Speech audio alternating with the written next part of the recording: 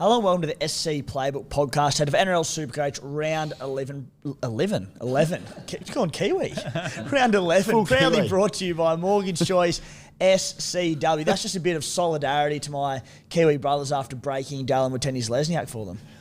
Anyway, boys, here to get through the Magic Round edition of the podcast, joining us about the only halfback in New South Wales that's still available and still running freely is 2021's 91st place finisher, the SC Spy. Spy, welcome. You got my number, Maddie, and if you don't, just get it, because I'm ready. We shouldn't laugh about it, mate. There's not many It's dire.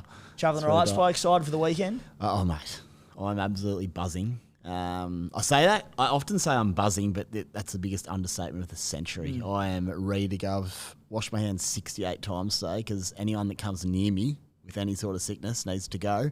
Next week, couldn't give a shot. The But this week, we're on. Spies are germaphobe once a year. Very much looking forward to that, but there'll be plenty of Magic Round talk in this one, I'm sure.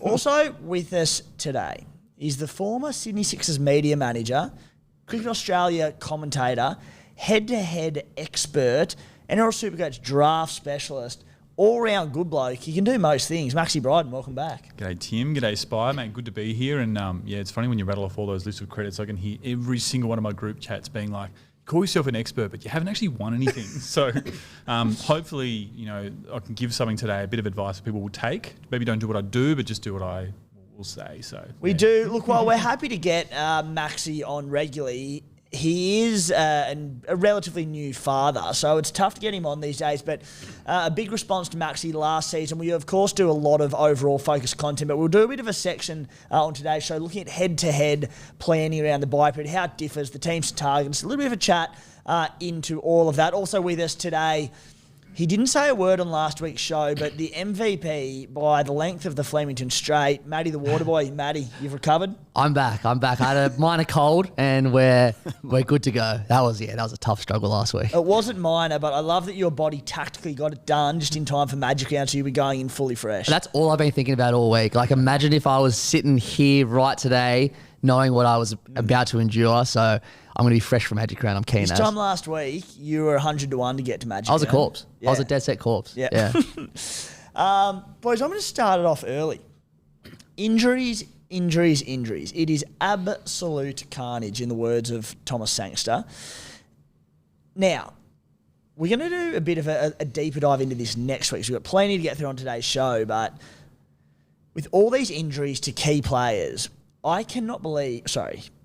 surprised at how hard people have gone this year on trades and just smashing through boosts, smashing through everything. I think the way this is leaning with all these major trade outs and more injuries inevitable, more carnage around the origin period, trades are going to be more important this year than ever. I'm sitting next to two blokes who have gone through all 5 boosts. Maxie, I'll go to you first, because not only have you gone through 5 boosts, your team is unbelievably well set up. I've seen it. You've got more depth than anyone I've seen, but you also have a hell of a lot of injuries from the last week. How do you feel? mixed. Mixed. I think that there was a few mistakes basically in my original team, Bryden Trindle, Jackson Polo, that sort of really got me behind the 8 ball and made it hard to come back from that sort of 60 to 80k range early doors. So I felt I needed to get on the front foot and rebuild my team, and I'm so happy with how I have. But yeah, it's weeks like this when you just sort of go like, geez, a boost would be really, really nice. Like, I'm staring at a halves pairing of Nico, Cleary. Cleary's out. There's question marks on Nico. My fullbacks are Tom Trbojevic and Trai Fuller. Like, there's a lot of potential carnage in my team, and even just moves that I would love to make this week, like getting rid of RTS to someone like Greg Marzhew, that I sort of go, did I do too much too early? But you got trades, they're fun to use, aren't they? The point of the game, and that's it, mate. And even sitting here a week ago, before the weekend and what ensued with all these, not just injuries, like I think NRL Physio out there and said that there hasn't been more injuries than other seasons. They've just all happened to major Supercoach players and like big name NRL players, so we really feel like they're coming everywhere. Before last week, it was like, okay, people have gone aggressive, but they've set teams up well, it's not that bad. But then just one weekend like the one that just occurred, it's made things look very dire going forward. Now, Spy, you're in the same boat. You've torn through trades pretty well. You've used your 5 boosts, but you've dodged a few of the injuries. You're not looking too bad. I shouldn't have given you any pre-game today, because you were going to come firing at me until you asked me. I've only got Cleary injured, which is nice. You had RTS last week. Yeah, But I ended up selling him on the back of that news. I do have a question for you. I'll fire back at you, my friend. How many trades will you have left after this weekend? So in 7 days' time. Probably 25. 25, okay. So we got the same amount of trades then, because I'm not trading. Ooh. Peace out. Good. Let's get to Magic Round. I doubt that so much, mate. Like, I've got absolutely no doubt you're going to be sitting there at Suncorp Oval, or even probably better at the Caxton Hotel, having the itchiest finger of all time as every single man and their dog comes up and tries to sell you on their Superpod. I'd probably keep one drunk trade up the sleeve. There he goes. You broke him already. Yeah. Boys, I've got a little horror story for the Cooma Stallions. 1,107 points for the week. I dropped a total of 38 spots. I thought it was going to be really bad. Looking around at the scores after that Dom Young debacle on Sunday, dropped 38 spots. So I'm still around that 10K overall. I thought it was going to be bad. It was a nervous wait on Monday morning, but a genuine horror story. So when the RTS news came out, I was planning on saving a trade last week, and then Nico Hines was out, a few other outs, and it was just like, okay, this is madness. I'll use a trade. I go, all right, I'll go RTS to Dom Young. I can afford it, sweet. But the big trade I needed to make this week and that I'd been building towards was Fuller to Scott Drinkwater. I had a ton of money in the bank to make that trade, but basically the way it eventuated, if I was to go RTS to Dom Young, I needed Drinkwater not to hit his break even of about 96. You need to go sub 96 to be able to get him in one trade this week. Which you'd think he was every chance. I'd back him in to beat it. In the dry, I was like, I think he will probably do it. 144 last time again. Yeah. So I just went, you know what? I'm going to play it safe and I'm going to go down to Sufi logo. I did it. What ensued, we know. Dom Young, who's about 140 points after about 20 minutes. Crazy. My heart just sunk. I just sat there and went, I'm not like a doomsday seer in Supercoach and you know, throw tantrums about my season's done, I'm gone. But when he was on that at pretty high ownership, I just went, he could get 250 and I'm done. Anyway, I didn't get him in. He somehow only ended up on 160. We'll take it. Yeah. But not only did I not get Dom Young in last week, I held Dallin Watene-Zelezniak, who has managed to stay on my team through all this chaos. Now Dom Young has gone up so much money, I can't. So I'm getting Dom Young this week. Called it early. I can't get Scott Drinkwater for Fuller by like 20k because Dom Young went up so much. Dearie. Can you with a boost? We haven't looked that far. I've got a boost. You might be able to get them both still. I've got a boost. Can I have it? No, I want to save the trade, but Get one. I do have a boost. So I've got a Dom Young stat, which you don't want to hear, but this is crazy, right? So I was watching with a young fella, and it was a bit of chaos on Mum's Day, so I was only half watching on the phone, on silent. I'm like, this is unbelievable. I was just like cheering while trying to play some game with the young fella. And he's like, what's going on? I'm like, Dom Young, baby. And I went back and watched last night, those first 15 minutes, because I was like, what just happened? That's crazy. He made 3 line breaks in 5 tackles. yeah. And scored a try and set one up. All in one set of 6. That's probably never happened and may never happen again. It was such a horrifying watch. Anyway, that is Supercoach. You can't win them all. Spy, how's the side travelling? Into 5K, so half my rank, which we always speak about it early in the season. I didn't score massive. Like I scored, like it was 1250. It was a really good week, but it wasn't craziness. And I went from 10 to 5K. So really good on the back of Dom Young there. Drinking. You scored 150 points more than me and went from 10 to 5K. In a week like that. So that shows where we're at still. There's still not a lot of variance. It was Dom Young. Yep, that's it. That's Dom Young. Drinky ended up 59 as captain. They struggled, the Cowboys, unfortunately. But I took 59 in updates, so that's okay. You know what? I've come across something I've been thinking about this year.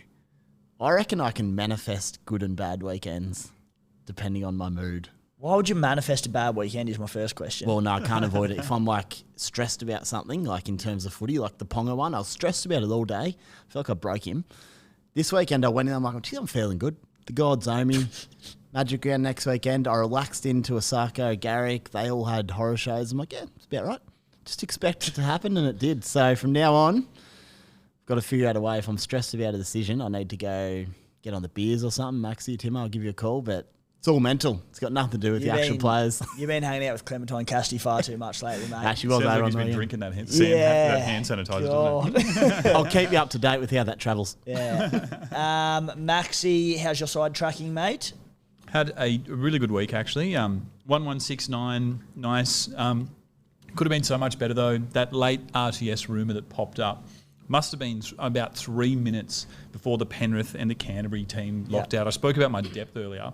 I'd already made the decision that I was going to sit Jacob Kiraz, which I'd only owned him for 2 weeks. I was a little bit worried about that knee in the first week, and lo and behold, he scored one of the only tons of the whole week. And my late decision against Penrith with 3 line breaks with a late try as well.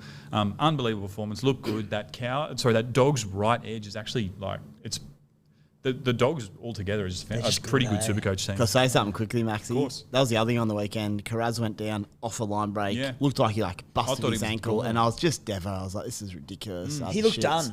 He's got up, hobbled off. I'm like, gee, if he could hobble to 35, I'd take it. Yeah. 100, unbelievable. And that was really the difference between a good week and a great week for me, because I had about 3 minutes to choose about not playing RTS and going to either Taylor May or him.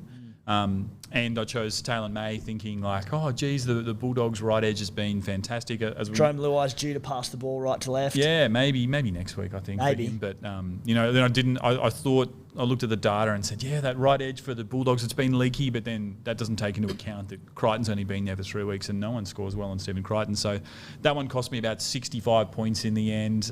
Was the difference between getting to 1,200. But no, good week. Moved 6,000 spots, 22,991, top 23K. Yep. What's your team value?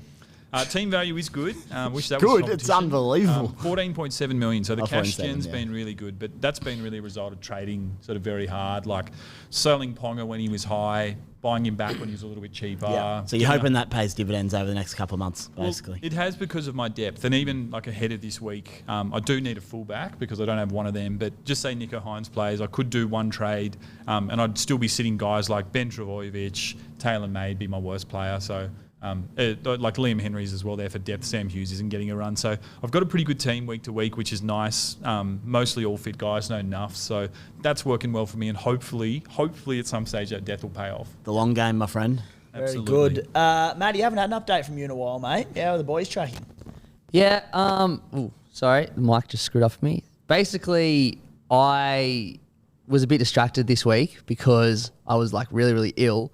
And I forgot about Roger Tuivasa-Sheck. So unfortunately, my plan was I had a trade left, so I was going to be I could put Dom Young in. I thought about it. I actually thought about it, but then I just completely forgot. It got to it was about 2:30 on Sunday. I was like, I should probably do that, and I was like, oh, fuck. Oh, Matty. I was like, the game's at 2. I was like, I'll just check the score, and I was like, Dom Young. And then I was like, okay. I wonder if he got the line breaks for his tries. And then I looked and he had 5 line breaks. So I was just like, oh my God. So yeah, I got 1,050 odd this week. Not great, especially because the week before as well, I accidentally left Cleary on when he didn't play. Oh. I've been so good all year, but it's been a couple of disastrous weeks, but it's all right. I'm still on top of it. We're all good. It'll all turn at Magic Round for you, mate. So with the Stallions, 10,000 overall. So need to make a couple of moves if you want to be inside of that overall glory. I really want to cut down to where you are by in that top 5K over the next 2 weeks, leading into the bye period. Be around 5 would be good. Yeah. Give yourself a target. If I'm around 5 or below, I'll be in the hunt, but I need to make a move there in the next couple of weeks because bye period will always make moves, but need to do a bit. Boys, Magic Round, SC Playbook catch-up. Mentioned it last week, but the SC Playbook crew, the ones that are up there anyway, I believe there's Spy, Clem, Mooney, a few others, myself, of course, up there. Friday afternoon in the Caxton Hotel car park, 3 p.m. till 6-ish, or as long as the night goes, leading into the Raiders game. So we'll say 6-ish. Just going to get there, have a few beers. So come along. It'll be lovely to meet everyone. Say good day. Come say hello, bring a Carlton draft. Happy days. Bring your beer, your wine, whatever, your water, whatever your poison is, and it'll be an absolute cracker to have a chat to people and listen to the podcast. So 3 p.m. Friday, Caxton Hotel car park. Let's do it. Hey, Timmy. Yes. You going to take more than one shirt this year, or? I'm wet. Oh, you've set off the Waterboy. Here we go. We'll see. We'll reassess that next week, mate. Yeah, nice. If one shirt I think can do the job, then so be it. I've actually got my bloke jersey, so I might just wear that all weekend. Nice. All right, let's get into it. Holy shit, I've got to go on for you. The SC Playbook Unlimited League. I mentioned how well it was going last week. We currently have the entire top 7 ranked overall super coaches. That is awesome. How good is that? I'm stoked. Yeah. So, Lovey's meter eaters, coached by Kyle, went from 2nd to 1st during the week. Congratulations, mate, leading the group. Jack Attacks, coached by Caitlin in 2nd. Latino, coached by Adrian in 3rd place overall. Absolutely firing. The code to that, the group will be shut off in the next few weeks, the league, I should say. Code 743596, $1,000 up for grabs for the winner of that group. If you do want to join the SC Playbook community, subscription link in the menu at the SC Playbook website. Guys, on today's show, head-to-head buy planning featuring Maxy, Bryden, how it differs substantially to overall players, focus players, I should say, the teams and players to target in that. It won't be as extensive as last week, but we will look into it. What's the plan at halfback with Nico Hines? Nico, Cleary, SJ, all hurt last week. It is just absolute carnage in the halves at the moment. So what are our plans there moving forward? All owning Nathan Cleary. Team list Tuesday analysis, the stuff coming out of that. Our hot topics for the week, our round 11 trades and skippers wrapped up with a few listener questions. Boys, into team list Tuesday. And the first one, Tom Trebojevic out for a lengthy stint, devastating all round for Tommy Turbo. Supercoach circles, it gives an opportunity for Tolotau Koula to come into the reckoning. 2 games at fullback last year to finish the season. Scores was like 188 and 130 or 150 or something bonkers. It was against the Dragons Bulldogs and Tigers. Bulldogs and Tigers, who were depleted end of the year. So they're in Bali, but it's still good. Yeah, still good. Sub 500K. Spy, I'll start with you, mate. He's on my radar, not until round 14 onwards. It won't take many Jaeger bombs to get me to grab him this weekend. I'll give you the tip. But, yeah, can't wait. Very excited. And we'll talk trades later. Be right in the mix. And Maxy, thoughts on him? I am really excited to have a look, but I don't think I'm going to go there. And the reason being that he's got the buy in 13, so we won't give you that coverage there. And his next 3 games couldn't be any harder from a Supercoach perspective. Coming up against the Broncos, the Storm, and the Panthers, it literally does not get any harder than that. So he could be a fantastic player and sort of overcome that kind of draw, but I've got bigger fires to put out. Yeah, break even at 53. I reckon after that Panthers game, round 14, probably round 15. Round 15 could be a really, really good buy. Obviously, depending on Tommy Turbo's back, but round 16 and 19 coverage there. Also at Manly, Hamole Olakuatu back from suspension. The big news there, Ben Trebojevic. For anyone who held on to him, I was lucky enough to be one of them. Burbo's kept his starting spot. Bit of money rolling in there nicely. I think, Spy, you've said it a million times, but not keen to play him with his injury history, and he'll be a sell at some point soon enough, but starting to earn some good cash, Benny Trebojevic, so happy days If he could hold that spot for round 16, 19 for you, very handy. Perfect stuff. At the Titans, Kieran Foran and AJ Brimson out. Look, aside from Dave Fafita, this basically makes the Titans irrelevant to me, unfortunately. They've got 2 hookers playing in the halves. It's just a disaster for them. Just turned their form around as well, so I feel very sorry for them. At the Newcastle Knights, another one among the carnage last week, Kai Pearce-Paul, a late benching. Yeah. Didn't end up coming on until I think it was the second half, played 40 minutes. He's the 7th most traded out player this week at 557K with a 79 break even. When I saw him so traded out, and when it happened, I just thought, look, he's played 80 minutes every game since round 2, gotten through a lot of work. Adam O'Brien, he's given him a bit of a spell and a rest, which I thought, great play. Named on the bench again this week. Now, look, I'll be holding because they've got the bye next week, and then he plays round 13. Could be starting at any point. Frizzell, Lucas have injuries in them as well, certainly Frizzell. But concerning, boys, Spy. That's one thing that went against me on the weekend. I did see that. Actually, just quickly, took the better half to the theatre, Sadiavo. Very romantic. Did the show have me from 5:30 to 7:30? And it was. Yeah. Funnily enough. Was it the footy show? Funnily enough, I went from 2 to 5:30 and I got home and watched the initial game. It just happened to fit in with the NRL schedule, weirdly. Hope Kiara's not listening. But teams came out at 2 and the show started at 2 and you're not really allowed your phone.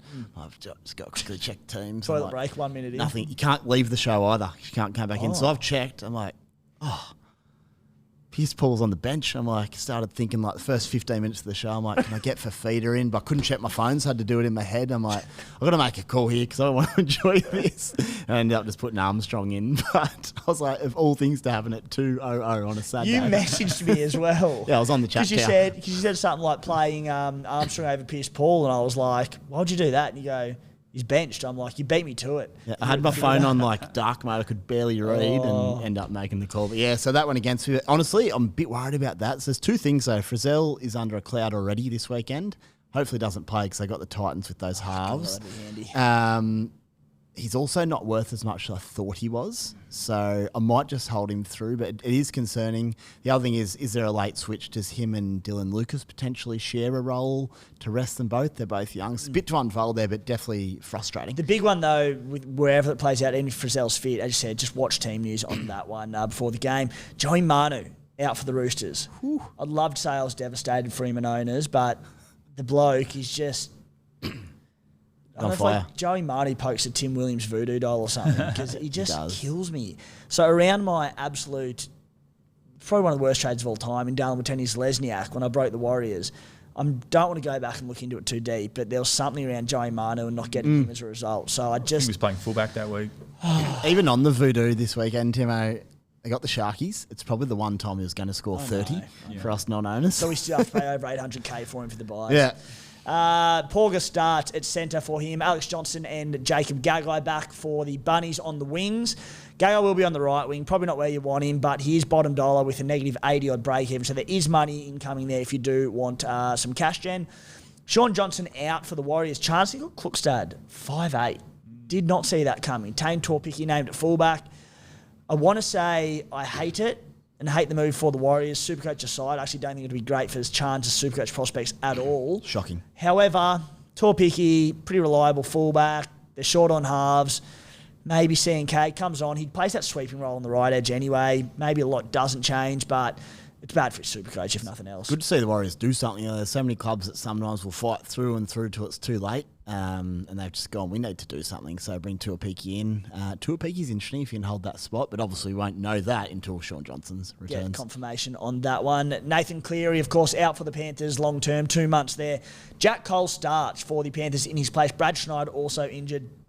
Trying to get word on how long Schneider's out for, but Brad Cole, he's 5'8" only, and he won't play enough games in time to get the halfback 5'8" dual, but one to keep an eye out for, because if Schneider is out for a longer term, which it did look like a pretty nasty injury in New South Wales Cup, Cole could be an option there at 5'8". At the Eels, no Mitchie Moses, Ethan Sanders out, down, RC in.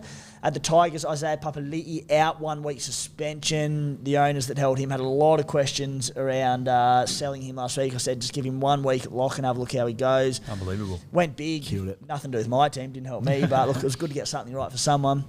John Bateman out longer term with injury.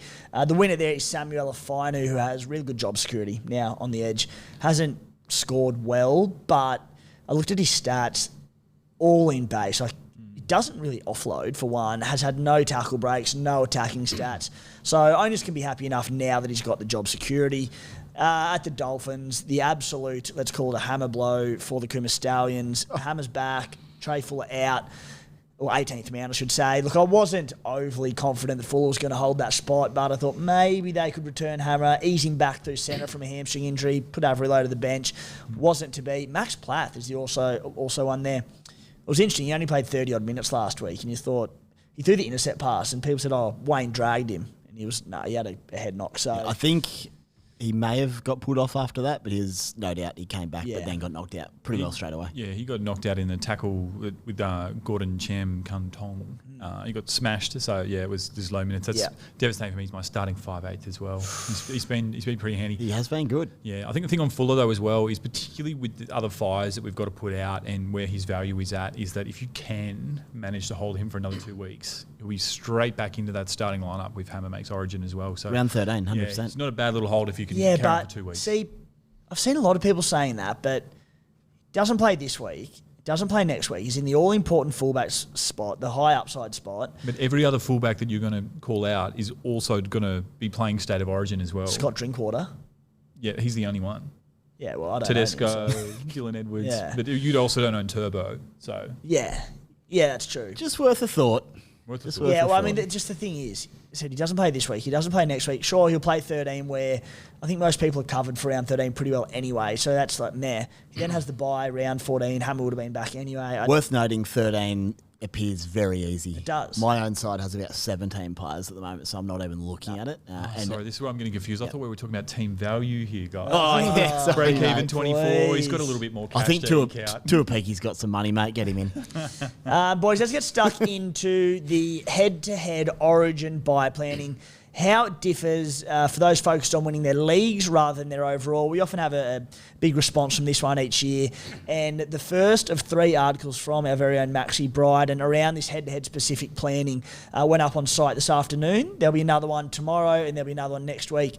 Today's was the draw to target. There'll be a strategy one tomorrow and tactics, and then early next week we will have the players to target, which we can obviously update as we get close to that period. But, mate, first and foremost, how does it differ to the overall players in this period and the strategy? You've got some good points on what head-to-head focused players need to do around this period and not be caught up in the overall hype that I think every podcaster and every content creator focuses on. Yeah, absolutely. Thanks, Timo. And, man, I should give you some credit here. You planted the idea of an article in my head about a week ago, and you mentioned the young family as well. He woke me up one morning at 3 a.m. I couldn't get back to sleep, and I thought, you know what, I'm going to dig into that yarn. And it's definitely really helped me with my planning for classic and head-to-head and even draft for the next few weeks. So you're welcome, mate. Thanks all for good. planting the seed, mate. So, look, I'm going to give you 7 principles as well from a head-to-head perspective to consider within managing the major buys, and then we'll talk to the draw. Yep. These do go more in depth onto the website with those articles. So anyone who's got more questions, you can do that. Or if you're a subscriber, jump into the WhatsApp. I'm always up for a chat about this. It keeps me away from work, which is always fun. You are currently comfortably leading the MVP race of the WhatsApp chat. I've had a lot of people mention me saying Maxy is going absolute over, so I can't keep track on every thread. Particularly, I'm not overly draft heavy. I'm not head-to-head heavy, mate. You're leading the board. Oh, mate, any excuse to talk Supercoach, as you'll find by the runtime on this podcast. Mate, even the personal WhatsApp, I message Maxy a quick question, 10 seconds long, I get like a 4-minute response. Got to go walk the dog to listen to it. Yeah, you know what I do for work. That's why I'm always on the phone. I love it. So, look, 7 principles. The first one when it comes to head-to-head and managing the major buys is check your league settings. Now, not all leagues are set up the same, much like in your draft comps as well. Not every team has to play the buys, and your league may or may not play the buys, and knowing if those rounds are going to matter to you will definitely change your approach to your buy planning. Number 2, take stock of your position on the ladder and plan accordingly. So we are through round 11 now, which is basically the halfway point of all head-to-head seasons, with most finals starting in round 23. But also in your settings, you'll see if your rounds do start, your finals start in 22, 24, and you can also plan accordingly. But you'll either be in one of 3 positions. You'll be entrenched, you're flying high, you're at the top of your league, you're really confident of finals, and maybe you'll be able to play a little bit more conservatively because of that. The next one, you'll be in the peloton. So you're in the pack, you're chasing for a final spot, and you'll need to be doing a little bit of work to make sure that you can still be there. And the final one is you're chasing, just like me. You may have started, had a bit of a shocker, and you will have to trade hard and work very hard to make into those finals. Principle number 3, count your numbers for the major buys and the mini buys as well. So we all know about the major buys in 13, 16 and 19. As I mentioned with your settings, those rounds may or may not be important to your head-to-head race. But don't forget about the mini buy rounds in rounds 14, 17 and 20 after Origin, where there are 3 teams on the buy every round. This is very much a trap for young players to overplan and to forget about all those people that you won't have in your Supercoach team when those mini buys rock up. Hint, the big one in round 14 will be the Sydney Roosters, with guys like Dom Young, Joey Manu, Terrell May, potentially Sam Walker as well will be highly owned, who won't be on the paddock that week. The Dolphins also pretty popular that week as well. Yeah, absolutely. Max Plath, I just miss you so much, mate. Number 4, save your trades. So trades are the most valuable currency when it comes to head-to-head finals. Often get this question as we get towards the end of the year. How many trades do I want for head-to-head finals? And there is an answer. It's 8. If you are serious about going all the way to your grand final, you want to have the ability to make 2 moves every single week of those 4 rounds of finals. And yes, someone will be sitting there going like, oh yeah, but I can save boosts and have more than 8. Mate, you're not saving boosts. Come on now. 8 is the number. Question for that, Maxy. Obviously, if you're struggling to make finals, then you may need to go to 3 or something to scrape into your finals. 100%. That would be a 100%, situation. but eight's the optimal number. That's your key number. That's it. It depends if you're entrenched or in the peloton or if you're paying attention. So I know, love point this. 2. So look, trades are how you will separate yourself from the pack. And just to give you another scenario, most head-to-head finals are starting in round 23. Without spoiling our discussion about the draw, there's going to be a very, very, very popular team who have got the bye in round 23. And that'll either mean that you will avoid going hard on that team in the lead up to finals, so you're not caught up in round 23, or you've got the ability to trade out 2 of those guys in round 23 and then back in round 24. Yeah, okay. So just a little scenario there for you. The next one, number 5, know which teams have got the best game coverage in your head-to-head finals. And again, talking about the major buys, the mini buys, the Tigers and the Knights, they've only got 1 bye between rounds 13 and 20. So that means that some of those guys that are popular in our team, Samuel Afainu, David Armstrong, potentially Greg Marzhew and others, they're going to be available more often than not, which is really fantastic. If you remove the major buys and you only look at the mini buys, it's the Tigers, Storm, Bulldogs, Dragons, Knights, Cowboys, Warriors and Broncos. They play all of those mini buys. So guys like potentially a Jerome Hughes will get you through 14, 17, 20 and give you really good service in those rounds as well. So you've got to know those teams. The next one, number 6, look at which teams have got the best draws over that stretch. Some teams have got easy matchups, some teams have got hard matchups, particularly when it comes to head-to-head. Picking the teams that have got good matchups, that's really going to make the difference and allow you to go big. And the final point, number 7, you've got to know your opposition. You know, mano a mano, this is head-to-head, and just like every draft league as well, you've really got to look at the teams that you're playing in those weeks. And you can look ahead, you'll be able to check your fixtures and see who you're playing each round. Some rounds you'll know you've got an easy matchup, maybe you could save trades that week. Some rounds you'll have a terrible matchup, no, you might lose that. You've got no chance, you might also save trades that week. But knowing your opposition, planning ahead and understanding who you're going to come up is how you can get ahead in a head-to-head. Keep your friends close, your enemies closer, mate. Just Absolutely. know every little thought they've got. You just like when you're at the pub on a Saturday and you're bye period coming up, you're talking to me to Supercoach, you go, you reckon you're going to go hard at the little ones or not? Because they won't know that they're playing you because they won't have done that. When they say, yeah, I'm going to go hard, get wins on those weeks, you go, oh, okay, I might just let that one slide a little bit and Absolutely. I like it. So that's my 7 head-to-head principles for managing the bye rounds. Love your work, Maxy. Now let's get into the draw. And so we won't go too deep. The article is currently on the SC Playbook website. It's a free read. Jump in, have a look at that one. But mate, the teams to target and the teams to avoid. So there's a bunch of things that you need to weigh up when you're assessing who's got a good draw and who's got a bad draw. The first one, the obvious one, is the buys. And if your team have got a lot of buys in that period, or they've got awkward buys, say in like a round 14 or a 17 and stuff like that, which are hard to manage. The next thing is matchups. We've now 10 rounds into the NRL season. We've got a lot of data as to what teams are giving up a lot of Supercoach points and what teams aren't. When it comes to the good team and the bad teams, those things are usually pretty obvious, but there are a few surprises thrown in there. So to give you an example, the Dolphins flying high on the table, but they're conceding a lot of Supercoach points. The Bulldogs and the Tigers more lowly in the table, albeit the Bulldogs are on the cusp of the 8, but both of them are really, really stingy in giving up Supercoach points in their matchups. So having a look at those teams and seeing how many points overall they concede, you can plot ahead at who's got a good draw and a bad draw. And to get specific, I've got 9 teams in this period who've got 9 draws. And surprise, surprise, you think about NRL scheduling and a lot of the popular teams, the Penrith, Broncos, the Storm, they've had really difficult draws to start the season because they've all been playing each other because it makes for good TV. And the offshoot of that is that now we go into a really soft period where the NRL has given them fantastic draws to help them navigate this origin period. It happens every year, doesn't it? We've seen it with the Brisbane Broncos for like 25 years. 100%. And you know what? I don't hate it. Yeah. Well, having a look at the matchups, the good matchups, including buys, the 9th best is the Dolphins. Now, the best thing about the Dolphins is they play all 3 of those major buy rounds. So guys like Jermaine Azarko straight away become a top of your hit list if you are playing the buys and need wins in your head-to-heads. And even better, they've got the Storm and the Panthers in major buy rounds when most of their origin contingent are going to be out. They play the Storm in 16 and they play the Penrith Panthers in round 20, which is just absolutely unbelievable that they come up those teams when they're going to be weakened.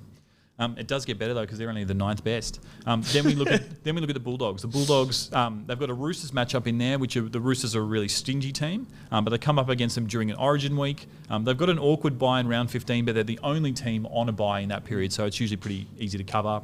The Sharks have got a good draw, but I feel like a lot of their their combinations and the players you're going to want to target is going to be dependent on if Nico is in or out. Because Nico in equals right edge Sharks, big tick. Yeah. Nico out equals we don't know. Especially with Bryden Trindle back on deck now. It could go all left again and Ronnie Mulatalo could go back to the moon. Yeah, and I get screwed over as the 1% that doesn't own KL Iro.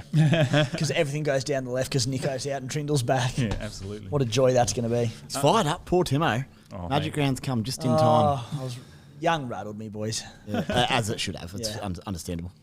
The next great draw we love is the Penrith Panthers. They missed 2 of the major buys, only played 1 of the 3, but they hit all of the mini buys. And with the exception of the Broncos in round 18, which is going to be an absolute bell ringer, they've got a fantastic team. They stay in New South Wales from rounds 13 to 18. So they'll be on the ground, they'll be localised, they'll be hungry, and they've got some really, really winnable matches. So straight away you think of guys like Dylan Edwards as well. Be really popular this week. The Rabbitohs, good draw, but who knows if they're good. The Sea Eagles have got quite a tough matchup up until round 14, but then they go into the Dragons, the Rabbitohs, the Cowboys, the Knights and the Titans. So that really opens up from round 15 for them. The Titans, again, it's hard to know if they're a relevant team, but their draws are really, really good. So outside of a game at Shark Park in round 18, it's very solid. And the 2 best teams during this bye period, counting on buys, the Melbourne Storm only play 1 of the 3 major buys, but they've got a really, really, really soft run and they play all of the mini buys. So have a look at this for the Melbourne Storm draw. They come up against the Knights, the Warriors, the Dolphins, the Raiders, the Tigers, which is absolute gold. So Brian Pappenhausen, please get well soon, mate. Pappenhausen, just have a couple more weeks off, mate. Your injury history. You've had a tough run. Just let Sufilo go average 100 through that course for me. Yeah, not a bad shout. The other one, obviously, for that, we'll get to play soon, but a certain halfback who is top of my wish list if all things go to plan.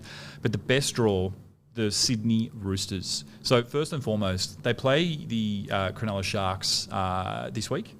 After this, they only play 1 more team in the top 4 of the NRL draw until the end of the season. Shit. Which is just out of control when you think about it. Like Nick Politis and that sombrero really might extend to the guy who schedules the draw as well. Working overtime. But they don't have a tough game until round 20 when they come up against the Melbourne Storm. So in that period, yes, they have the major buy, though they have the buy in round 14, which is going to be awkward if you're scraping buy for numbers, but all signs point to the Chooks. Chookies. It's very interesting, and we'll get to a few of their players, as you mentioned, shortly. But that round 14 bye, very tricky one. Teams loaded with Roosters and Dolphins to make Sammy Walker very interesting, yet a slightly risky prospect moving forward. We'll get to halfbacks shortly, mate. That's the good draws. Mm-hmm. The sides with the lesser draws, the more difficult ones. Yeah, look, some of these are just because they're not great teams, but some of these are also just because they're just blessed with shockers. The first one is the Tigers. Now, the Tigers have actually got a really nice run, 14 to 16, the Dragons, Titans, Raiders, but then they run into basically the 3 hardest teams in Supercoach at the moment, consecutively. The Roosters, the Storm, the Sharks. You probably buy Jareen Buller for about $214,000 in round 20, which wouldn't be too bad. The Dragons is pretty tough. They've got games against the Panthers, the Roosters and the Broncos in the bye period as well. The Knights, really popular at the moment, and their draw's very soft for the next few weeks. But they, in this period, are going to come up against some really tough teams. The Storm, the Panthers, back-to-back in 14 and 15, which is no good at all. The Cows have got the Roosters in 13, which is tough, and the Panthers in 17, which is tough. But aside from that, they've got some winnable games.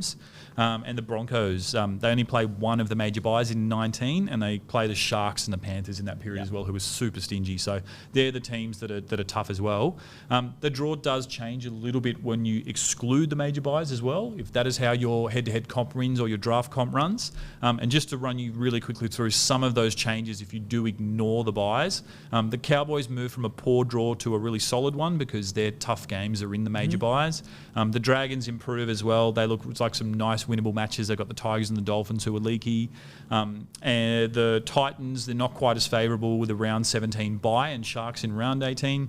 The Dolphins are the tough one as well. Because they play all the major buys, their buys are during the minor buys or other games. So their draw becomes like you won't get these guys on the paddock. They'll play only 3 of the 5 games as well in that period. So straight away, a guy like a Zarko to someone like me focusing on head-to-head goes out the window. The Eels, they got a decent draw. Getting back Moses and Gutherson as well, they could be on the up and up. And the Bulldogs, so they go from a really nice draw to a bad draw, just given that in that 5-game period, they've got a bye and the Sharks match up as well. Very nice, mate. A very, very good summary of that one there. As I said, like, they'd be out for all players who, you know, are looking at it in a different light, but there's a lot of head-to-head players out there that we often look past and don't give enough attention to. So I hope you enjoyed that. And, mate, is there a little hit list of players there? It said the players to target article will drop next week on Monday or Tuesday. Who's on the hit list quickly? Don't think anything of these names are going to shock you boys, but because they're popular players and they're good players as well. But just looking at the draw and trying to pick guys who aren't going to play Origin as well, that's the name of the game. The first one on here, and I wrote this last week, you'll note before all the fullbacks injured, was Dylan Edwards. Should be the absolute most traded player in round 13, if not now, with the fact he's picking up goal kicking. If he does play for New South Wales, it certainly hurts. But he's proven himself to be a captaincy option each and every week. And with that soft draw, he's looking like an absolute stud. Cleary's, there's no way if he even makes it to Origin that he's going to back up as well. With those hammies, so he just becomes such a focal point in attack. So love it. Edwards. I think, to be honest, with where Penrith are sitting, we saw Ivan Cleary start to rest players last year. It took a long time and a lot of injuries from fatigue for it to happen. But we saw Cleary injured after Origin 1 last year, hamstring. For him to be brought back this time around, have a concern, sit out a week, come back, hurt it again, I don't think they're going to, we spoke the other day about Isaiah Yeo and you were keen to get him in. I'm like, mate, he's not backing up after the Origin. I'll be very surprised. Yeah, no, that's a really good point.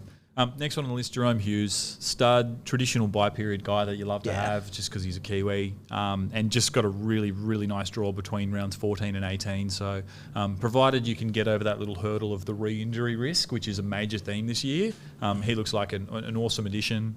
Roosters, Manu, Dom Young, if you don't have them, you've really got to think about it. Number 4, I've got Ramian, Katoa and Nikora. This is a little bit pending getting Nico Hines back there, but the Sharks draw is pretty soft and that right edge could go to the moon if he's feeding them pill. But that's a bit of a watch there because you never know. Isaac Tungo, dirt cheap this week. I think he's like just over $500,000. Had a big ceiling at the start of this year. He's gone a little bit cold. I think his 5-round average is in the 40s, but still such a good player. Ruben Garrick from round 15. Matt Burton, if he's not there. If not, Jacob Carraz, even Connor Tracy is a pod now playing fullback, averaging at least 55 available in centre wing. Good player, good draw. Scotty Drink, decent draw. And even Dylan Brown from next week or even this week. Just good coverage, particularly if you're not too focused on the buys as well. So that's my little list. Any other names come to mind based on that draw at all from you blokes? Not so much on the draw. The one you mentioned there, though, that I was eyeing off, it works for head-to-head, it works for overall, but Jacob Kiraz just has a great draw moving forward. So you two are owners and very happy about it. But I might have been playing this week. No, who knows? You'll score 30. Can't add to perfection, Maxy. Yeah, so I'll stay quiet. Good summary. Guys, it is competition time at SC Playbook. Fleetar are giving away 2 lots of tickets to Saturday and Sunday's NRL Magic Round action, with each set valued at $900 each. The seats are in premium spots in the Suncorp members area. To enter, Fleetar are inviting you to share your own anonymous dirty data confessions of when shit data ruined your day, your job, or most importantly, in this case, your Supercoach score. You might have been given dodgy stats from me around Dom Young, Jermaine Asako from SC Playbook, from anywhere about Supercoach. Let us know when dirty data has let you down. To enter, head to fleetar.com/dirty-data. That is Fleetar, spelled FLEETYR. Submit your entry by Wednesday, May 15 at 6 p.m. We'll have links across our socials. We already do. It's in the story on Instagram. It's on Twitter. It's on Facebook. Enter through there. Guys, Fleetar are the plumbers and cleaners of data and apply this trade worldwide to the transport and fleet industries. Their integration and analytics products help you uncover anomalies that enable your business to continuously improve, save cash and reduce waste, all for cheaper than a litre of fuel per asset per month. Mad if you don't get into that one. $1,800 worth of prizes, I should say. Boys, second topic. And the big one, what is the plan at halfback? Because Nathan Cleary was owned by, I think it was beyond half the team spy last week. He got over 50% ownership. Say again? Nathan Cleary got over 50% ownership last week. Oh, I don't know the exact numbers, but he was getting back up there again. He's getting pretty close to 50. If pop not, goes the hammy, eh? Yeah, if not over that. Gone. Nico Hines' name this week, but in doubt. It's just halfbacks dropping like flies. I've never seen anything like it. Just in the halfback spot, particularly. Even the backup halves are gone. Yeah, Moses was a chance to come back this week. He's not in. Jerome Hughes still out. It's incredible. And to be honest, 5'8" in terms of buys aren't much better. The only half-decent buys around halfback are blokes like Cherry Evans, Ben Hunt that you could maybe lob in there who've got origin duties coming up. Now, before we get into our plans at halfback, firstly noting Dylan Brown will get dual positioning next week. He'll get dual 5'8" halfback, so he gets the halfback added. So if you do want to sit on your hands a week with Nathan Cleary, which is what I'm eyeing off doing at this stage, and just assess what happens across 5'8", halfback, wait for someone to put their hand up. There's an option to put Dylan Brown to halfback next week and pick a 5'8" up as well. So, Spy, I'll start with you, mate. You're in a weird situation with it, but you've got out of it very well. You had a very fortunate week last week, didn't you? I was due. Jesus. Mate, what's your plan at halfback? All right, first and foremost, I'm going to tell you, boys, I am in a dust-settling period. I just want to spend the next 7 days, ideally, doing absolutely nothing but sinking schooners, chatting to good people and watching footy. There is one dilemma we'll get to in trade time, but I want to do nothing. I want to hold Cleary there. I want Dylan Brown to become 5'8" halfback eligible so I can then either bring in, personally, a halfback, a 5'8", or a centre because I've got Drew Hutchison. But I do have a list for those that need to go earlier. I wouldn't say it's necessarily ranked. It's just the guys that I think are somewhat viable options because there are not many. And Jock Madden's in this top 5, so that's saying something. And that's not a knock on Jock. It's just that's where we're at. Sam Walker, of course. Everyone's going to be having a look at Sammy Walker. There's 2 ways to look at this for me. One, he's got an incredibly low floor. In tough games, if he doesn't kick many goals, he could easily get a 20. And I think he has this year got something like a 15 there already. Or you could look at the other way. Roosters rounding into form, Sammy playing with confidence, kicking a lot of goals. 2 of his last 3 scores have been 172 and 96. So then you go, well, that's unbelievable. You take the good with the bad. So for me, he looks fantastic. We've got the draw there for Sammy. Quick look for walks leading forward. We've got Cronulla this weekend. So that's why, again, I like Sammy and I might get him, but I don't really want to buy him this weekend unless you have to. The other concern there is he's also failed to finish, I believe, 2 games due to HIA. He's had the doggies one where he got knocked out and missed even a couple of weeks. And then there was also a game earlier in the season he played 47 minutes. I can't remember if that was a HIA. It was a fake HIA. You got hit in the face and then they challenged it and it got downgraded. So yeah. So there's that too. Is that? And the break even of 78. It's like, well, you don't have to. You don't have to get him now. But yeah, then he goes into Canberra. Cowboys in round 13. Has the buy for round 14 we've mentioned, so be wary of that if you're buying him. Then he has Parramatta, plays round 16 against the Doggies, and 17-18 is a good draw as well. So right through to round 18 from next week. Sammy's looking pretty juicy, and I do think I could well end up moving to him next weekend prior to the Canberra matchup down there at GIO. Hughes, your boy, that's all about the calf, isn't it? Like, I'm just concerned about him redoing it. His footy itself is as good as I've ever seen him play the game. So on that aspect... The one thing is... He said he felt it pop 10 or 15 minutes into that game, and I think there was already other injuries or something. He played out the game. Yep. So, like, if he does get named to play next week, the Storm are flying. They have no reason to risk him. Yeah. Of course, it's going to be a concern, don't get me wrong, but it's like if he's playing... You don't have to get him till after the round 13 bye either, but again, this is if you have to make a move. Yeah. He's a line through him at the moment, so he's not an option. Sean Johnson's got a line through him. He looks like a really good pickup round 14 if healthy. They got a really good 14, 15, 16 draw. Playing good footy, but again, find out about his injury. Matty Burton is almost top of the pops for me, but he has to be very close to Origin. So again, if you get him this week, you just got to be aware you might lose him for those buys. You add into that, like, the Blues have no halves left. They could easily play him at centre with Tommy Turbo now injured. They could play him as 14. Jack Whiten's confirmed he's retired. He's not coming back. 6 centre, 14. Play 18th man. 18th. Personally, he has to be there somewhere, in my opinion. So you look at that and go, like, all the half decent options are ones that are like round 14 onwards. Yeah. Like maybe SJ it's coming tricky. back, Hughes, keep going. Jockey Madden's there just to someone he's playing for Brisbane. But again, even his bye coverage I don't think is that good. Only plays one of the major buys, but plays all the mini buys. My answer there is 61, Jock Madden. Yeah. He's already made 130k. Wow. as well. So he's been going great. My answer to the question is if you can only get a halfback and you have to do it this weekend, then I'm getting Sammy Walker now. I think he's a pretty good option, but ideally let the dust settle, wait a week. There are some 5'8" options. You want to run through those now? Yeah, run through them because it's very viable. Like, just quickly for myself personally, I'm provided Nico plays. I'm going to sit on my hands and just, as I said, let the dust settle and just see if someone can put their hand up around 5'8" halfback. We might get to next week and the Blues say, we're not picking Moses, and Moses might come back at 680k. Maybe he's the play. And you can take him. And even on that, I've got Nico and Cleary at the moment. I'm half inclined just to take an AE. I've got a reasonable AE, hopefully of 30 again, all going well.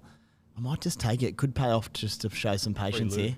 Yeah, free loop as well on a good weekend at Suncorp at Magic Round beers. So yes, I'm looking at sitting on my hand and holding Cleary through this week and reassessing the 5'8" and halfback options this week. So for anyone doing that, I think there'll be a fair few. Brown to halfback next week allows 5'8". Who do you like there? There's some options. 5'8", Cody Nikorima. Love it. I can't actually get him this weekend, Maxy, because D Brown isn't dual. But I think he's playing great footy. He's got confidence. They play 3 major bye rounds. Again, you've got to cover round 14 with him, but look into Nikorima. He might surprise you. This time a year ago, I sat here and said, I don't think I can do it, but he's well and truly proven to me that he's good enough to be in my side, especially through the origin period. Burton's also a 5'8", just worth noting.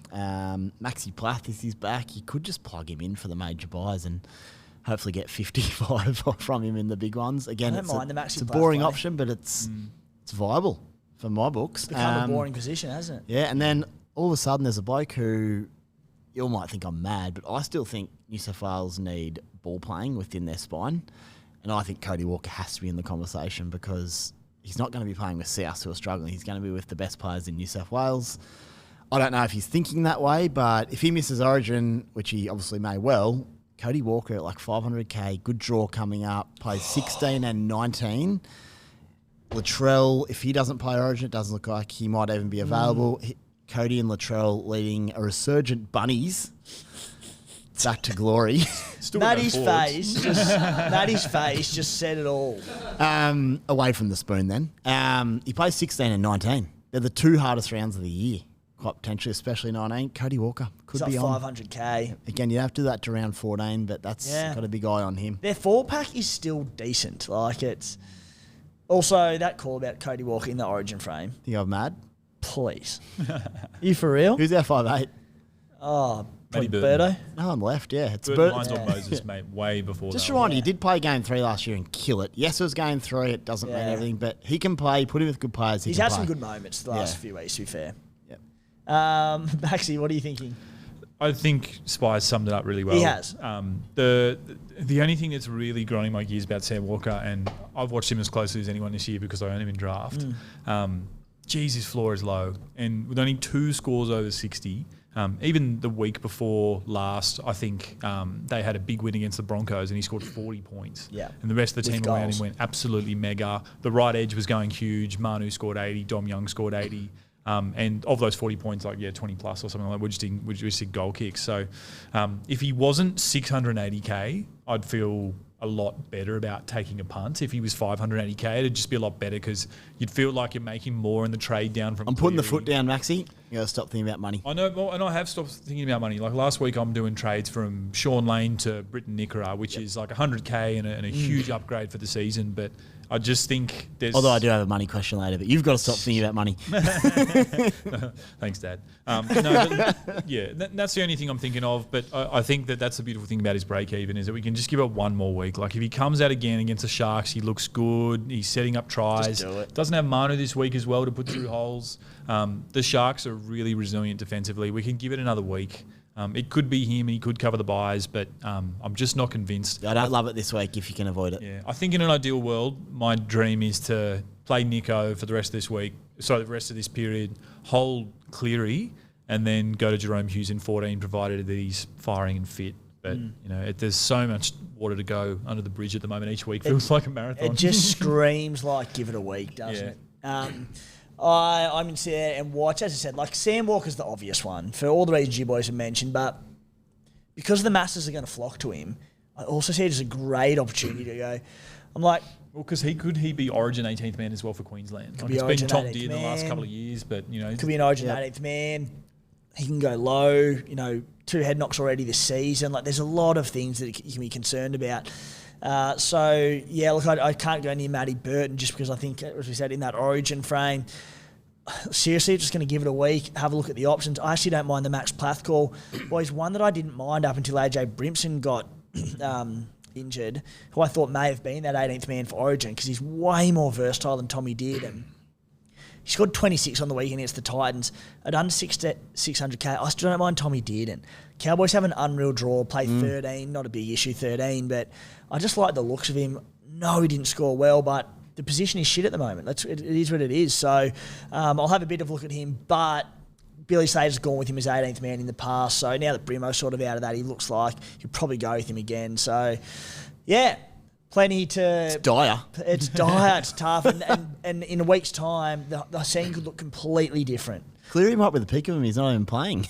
Boys, I don't hate the idea. If Snyder's out for longer, I don't hate Jack Cole at 5'8" next week. Bottom dollar. Again, if you can watch him for a week and to see what he's all about. Like. So we need to have a serious chat about Jock Madden, though, because he's a Tigers legend. He's averaging 61. He gives you that versatility, and he'll also make you 400 grand on the trade. Let me just quickly stop talking about money, but I'll just have to do it one more cannot time. believe he's averaging. I want to quickly read you this list again of the halves.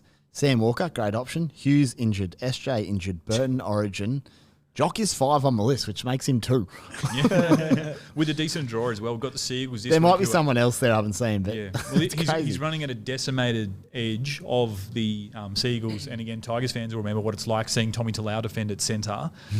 And the Titans in round 12, who we almost, like New South Wales, they'll be calling up you, mate, soon enough. Given their spine is injury. in shambles. Reece Welsh next week. Doesn't play the 13 bye. Sharks in 14, which is tough. Rabbitohs in 15. Madden, for me, if we do get the late Nico out, is a very... He's such a do-a-job play. Just do a job for a month for us. Yeah. Yeah. He's Ezra Mam with halfback availability. Well, Ezra Mam's the other one at 5'8". I forgot Ezra, sorry, 100%. Yeah. I think Ezra's a genuine shout. His next week confidence with that is up. Dill Brown switch. So, boys, let's get through the hot topics pretty quickly in this one so we can get to our trade skippers and a few questions. Number one, Dom Young, 684k, negative 31 break even, that good buy schedule. I've got to swallow the pride, boys, cough it up and just say he has to be owned. He's averaging over 100 this season outside of that negative 15 game.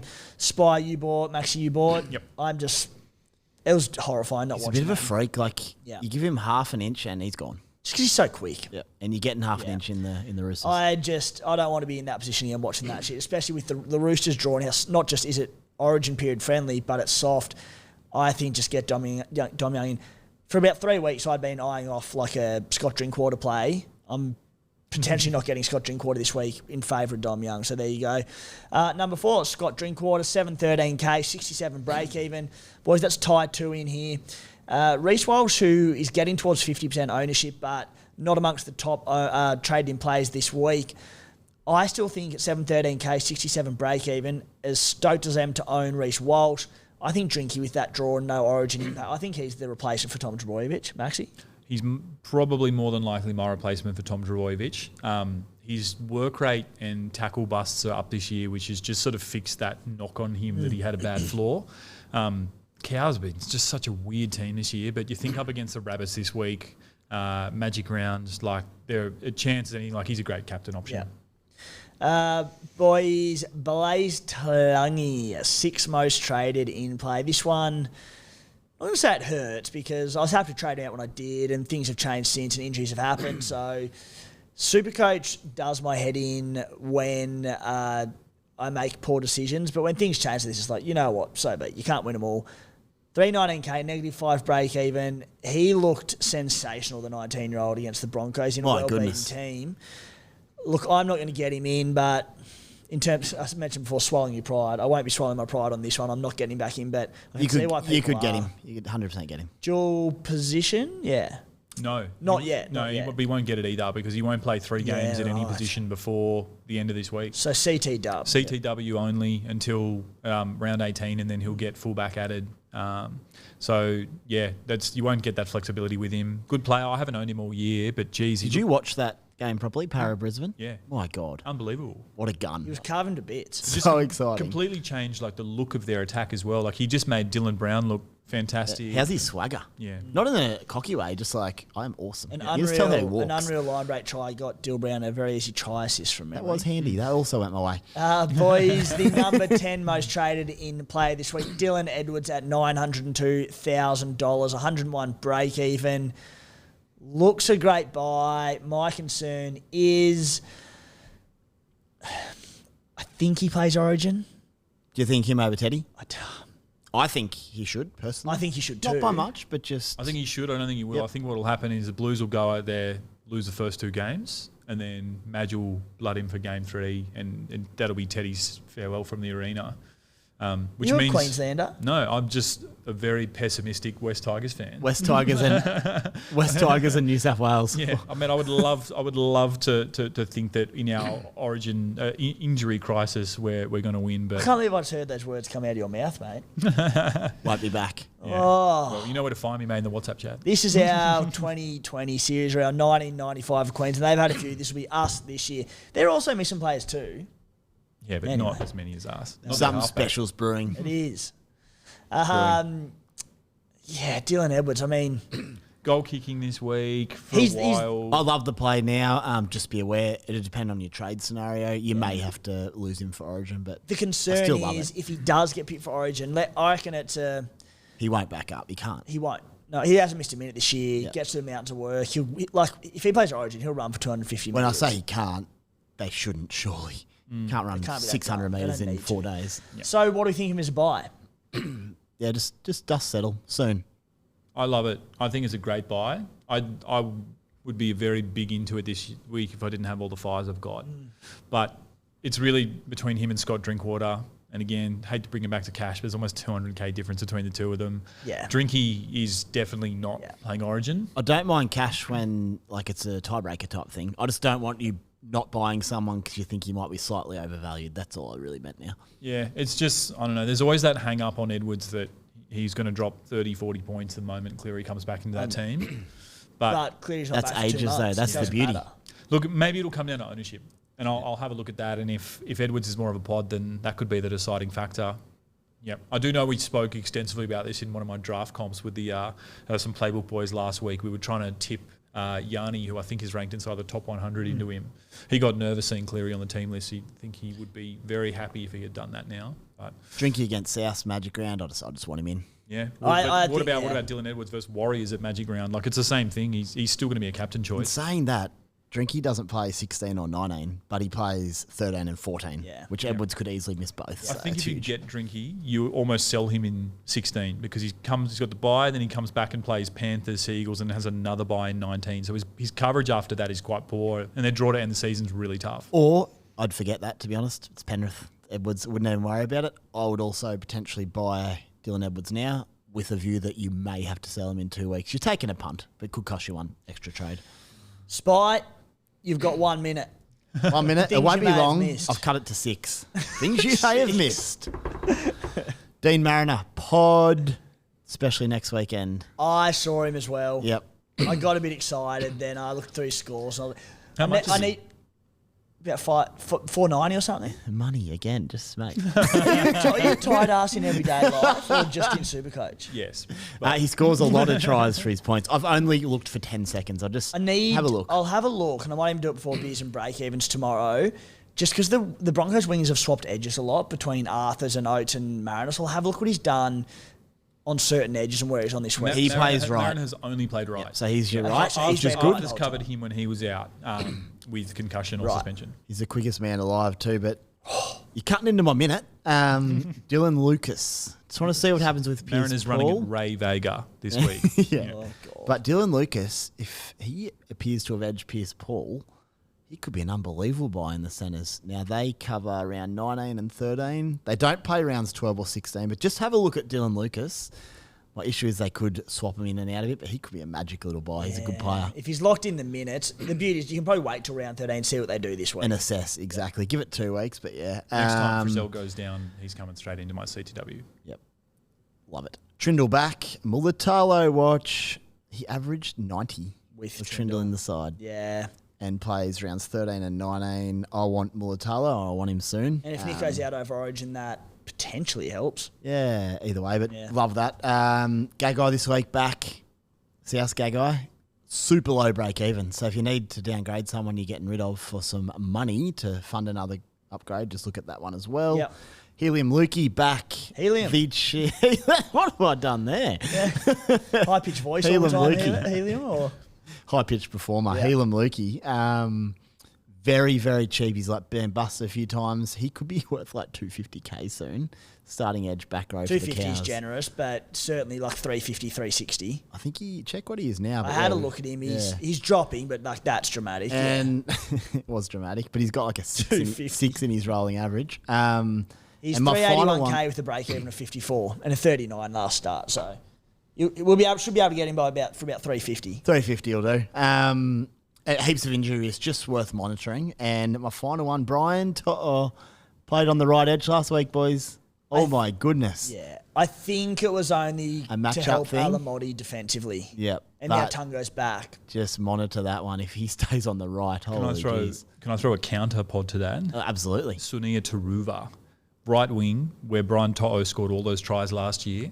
Also, when they brought Dylan Edwards off early in the game against Souths 2 weeks ago, he went fullback, yeah. which means that he could be first cab if it is that our mate Edwards plays Origin. Now, the Panthers, they only play one of the three major buys, but Taruva is just scoring tries for fun this year, and no one owns him. We want to see who that right edge wing is going to be because hotspot. Oh, it'll be him. I think it will be too. Yeah. Cool. Yeah, All good done, stuff, boys. Spy. Carry on. Guys, if you are lucky enough to be a homeowner, but you're finding your rates are getting into Nico Hines Supercoach territory, fear not. Some of the numbers going around are pretty daunting after the RBA's announcement last week, but there's help available with Mortgage Choice SCW.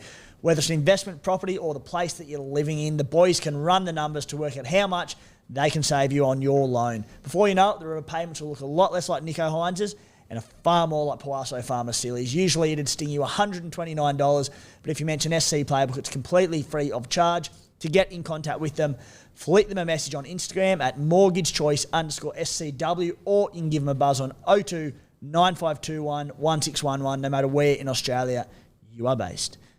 Maxy, your round 11 magic round trades and skippers. So many choices this week, even probably too many choices. Given I've got Hines, Cleary, Turbo, Fuller, I need to watch for team lists. So fullback, first and foremost, I've got to find one. Tommy Turbo to Scotty Drinkwater looks likely. And then second trade will either be held and dependent on if Nico actually plays. If Nico doesn't play, I might have to go to a halfback, Madden or Walker. Alternatively, I can upgrade Trey Fuller to Tedesco, or I could go an RTS down to a David Armstrong as well, just as a guy for buy coverage and more depth, which is exactly what my team needs. If I want to get fancy, I can turn RTS into Dylan Brown. Told you I had options, mate. I don't own Brown. I'd love to grab him as well and just sort of shore up that 5'8" spot for the next little period. But a lot to play out for me. So it'll all come down to Nico's fitness on my second trade. Yeah, it is a tough week as we record to do trades because the Cleary Hines situation, or the Hines situation in particular, whether he or not he plays, there's just so much to weigh up. Teams drop at 4. We hit record, so she's pretty flat stick. Spy, you're sitting on your hands at the moment. Dust settling, boys. Nothing doing. But Dallin Watene-Zelezniak. I've still got him. You own as well, yeah? Oh, yeah. How much is What he are we worth? doing? Greg Marzhew, 530, 120 break even. Obviously, one good score gets him and holds him around that point. His run from round 14 to 16 is outstanding. Yeah. SJ hopefully freshened up. They get a bye. They get some home games. He could be so valuable during that period, or he could be worth 400 and just I hole in my think budget. like the Warriors tend to always fire around the Origin period because they're generally full strength and whatnot. I originally had him pegged as a sell, and I do ultimately think he's a sell because SJ's out. Look, if we had news SJ's out for 3-4 weeks or whatever, he dishes a lot of the goods for him on that right edge. Yep. If it's not him, it's Charles Nickel-Cookstad, who's now playing a man 5'8". in. Not ideal. Tane Torpicki doesn't really have a great He's a passing ball game. runner, yeah. That being said, we don't have to play him. Oh, I'm not playing him. No. Yeah. So it's like, I kind of look at him and just go, so my initial thought was Dallin Watene-Zelezniak out to Dom Young, lock that in. Then I went, I've still just, by chance, because of injuries, got James Schiller sitting there. So I'm like, do I just trade Schiller, who I don't want, and just if Dallin to lose 100k, so be it. But if the Warriors come good at some stage, I think they will at least get competitive again. Sean Johnson comes back, and you've got Dallin pretending he's Leslie sitting there as your 6 CT dub. This is what I'll throw at you, and we will chat via the WhatsApp group later in the week. But this is who I want to bring in soon. Koula. Go straight to Koula now, make money if you want before he drops another hundy. I want Manu. I want Mulatalo. I want Garrick in round 15. That's like, where are they all fitting? So it's like all of a sudden you're like, I need to get rid of this guy. Now he's worth 400. So I've got to have a look at that. If you hold him this week, I think you're just holding long term. If you hold him this week, you have to. Yeah. It's make or break. So he's got Panthers. He's going to lose another 100k. Yes. So maybe I do just do the one trade and bring in Koula now. Buy a fullback, just grab him. I don't like the Koula draw. No, me either. No, I think not worried about it long term. The DWZ hold, I think, could be the play unless you're desperate for numbers, because to end their season, they've got a run that's like really, really, really juicy. So from round 20, they go Raiders, Tigers, Eagles, Dolphins, Sea Eagles, Bulldogs, and then they finish with the Sharks and bye in 27. So their swing up could coincide with SJ coming fit in round 20. Do you know why I want Koula though? Also, we can always get Dallin back for 400 later if they fire. I want Koula for round 16 and 19. They're super hard weeks. When he's back at centre. When's Tommy Well, back? It says round 18. He was then for 7 weeks. So we'll see, but yeah. Decision time later in the week. For myself, looking at either Dallin or Schiller to Dom Young, lock that in. I'm a bit rattled. I'm still working out the rest of my trades. If I want to do it, I really don't want to use my 5th boost, and it goes against everything I believe in. But join us. I can do Cleary to like Sam Walker or whoever the half might be that I want, and go Trai Fuller to Scott Drinkwater as well. Like, it's a damn good boost. Nice. Alternatively, like, I could still hold Cleary and not rush on that one and use another trade. I only need to free up like 20 or 30k and then go Fuller to Drinky. So I've got that option too. Again, it'll be in the WhatsApp group later in the week once I work out what the hell I'm doing. Skipper spy. Captain Drinky, and then VC will be, if Heinzie doesn't play, I'll have a free loop. So I'll probably VC Gussie Crichton in that Saturday Arvo match, see what he can do. If we get some earlier word on Hines, I might do someone earlier in the weekend, but I think it's looking Saturday 7:30 Magic round. I'll be firing by then, and so will Drinky. Lock it in. Maxy. VC Jacob Carraz, going to show the face that I didn't have in him last week, and C Scotty Drinkbloke, I think, is my new purchase. Love the South matchup. Just hope the field's sort of not too mown up by Saturday night. I'm thinking, boys, VC Josh Curran. And the reason for that is that I'm going to captain Reece Walsh, I don't have another option. So I like Walshy, Magic round, Manly without Tommy Turbo, depleted edges. I just think Walsh will put on a show for Magic round early on in the round. And you know what? I just want to enjoy my weekend, get it over and done with by Friday night, and just enjoy the rest of it. If he has a shocker, drink it away. Exactly. Chat to the punters. Imagine the state of your shirt if he goes off. Yeah, I know. He's definitely, I can envision him, if he's not doing his swan dive in the corner of Suncorp this weekend, it's happening. Yeah. And in the middle, mate. He's getting multiple in this game. He's going big. Matty, biting the bullet and getting Dom Young with me, or what's doing? Look, like many people, I have an absolute war chest to spend this week with Turbo. I still got Roger, Cleary. To be honest, I have no idea what I'm going to do. I've been listening, and I've got possibly too many answers that I have no answers at the moment. So, yeah, I'll let you know on Friday. Matty will be live on Instagram at 5:30 from the Caxton Hotel after 12 beers, letting you know his trades. Yeah, I'll let you know my trades, and if you need any Supercoach advice, just comment on the video, and I'll let you have it.